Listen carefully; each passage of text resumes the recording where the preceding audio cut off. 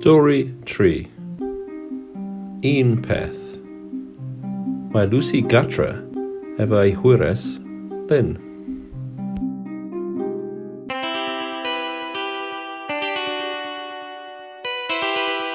O na, dwi angen bara ar gyfer fy mreichdan. Ydych chi'n mynd i'r achfarchnad?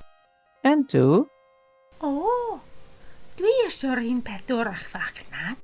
be? Un tomato, os gwelwch yn dar. Mae o i fy salad. Iawn, Diolch. O, a hefyd, dwi eisiau'r tri afal. iawn. A sydd oren, Lynn, a llyfrydd os gwelwch yn dar. mae gen i syniad. Dyma'r pres, Lynn. Be? Dwi ddim ond eisiau un peth o'r archfarchnad. Bara.